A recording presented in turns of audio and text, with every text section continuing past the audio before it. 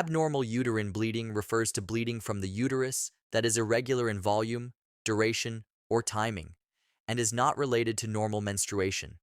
It can happen at any age, but it's most common during the reproductive years, especially during the early years of menstruation, known as menarche, and the transition into menopause, called perimenopause. The causes of AUB are categorized using the FIGO PALM-COEIN system, dividing them into structural and non-structural causes. Let's start with the structural causes, remembered by the acronym PALM. P for polyp. These are endometrial or cervical growths.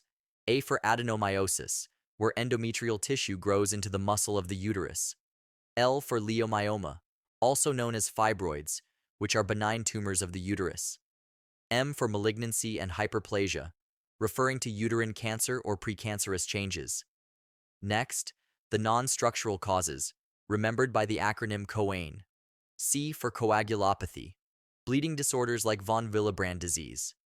O for ovulatory dysfunction, seen in conditions like PCOS, thyroid issues, or during adolescence. E for endometrial causes, where the lining of the uterus bleeds abnormally despite normal ovulation.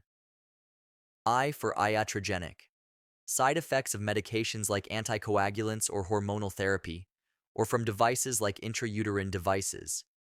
N for not yet classified, rare or poorly understood causes.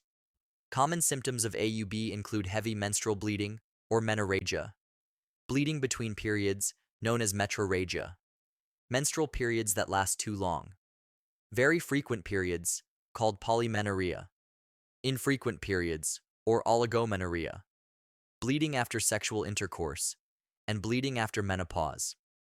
Diagnosing abnormal uterine bleeding involves a step-by-step evaluation to identify the underlying cause, rule out serious conditions, and guide treatment.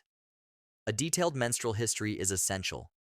The healthcare provider will ask about the duration, frequency, and volume of bleeding, the regularity of menstrual cycles, the presence of clots, pain, or bleeding between cycles, the age at menarche and any recent changes in pattern, associated symptoms such as fatigue, weight gain or loss, acne, or hirsutism, which may point to underlying endocrine disorders.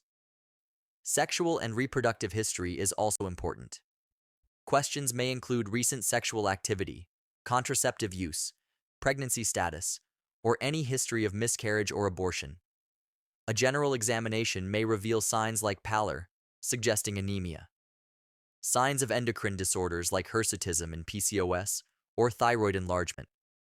Abdominal or pelvic tenderness.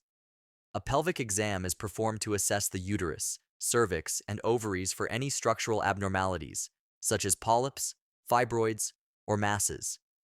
Laboratory tests help rule out systemic or hormonal causes. Always the first step in women of reproductive age is to rule out pregnancy-related bleeding. Complete blood count to assess for anemia or infection. Coagulation profile especially important in adolescents or those with a history of easy bruising or prolonged bleeding. Thyroid function tests, since hypothyroidism or hyperthyroidism can affect menstrual cycles. Hormonal assays, which may include FSH and LH to assess ovarian function. Prolactin that is elevated in pituitary disorders. Androgens level to evaluate for PCOS or other androgen excess disorders. Imaging is used to visualize structural causes. Transvaginal ultrasound is the first-line imaging test.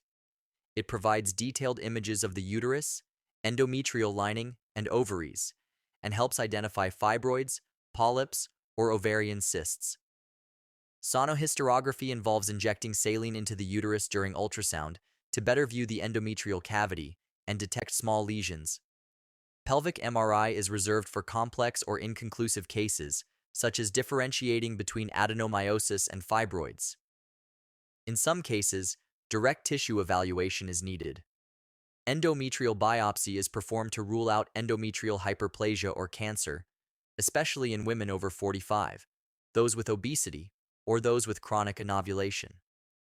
Hysteroscopy involves inserting a small camera through the cervix to directly visualize the uterine cavity and allows for biopsy or removal of polyps or fibroids during the same procedure. Treatment depends on the underlying cause, the patient's age, and their desire for future fertility. Medical treatments include hormonal therapy with combined oral contraceptives, oral or intrauterine progestins, or short-term use of GnRH agonists. Non-hormonal options like NSAIDs, which reduce bleeding, and tranexamic acid, which slows blood loss, and iron supplements to manage anemia.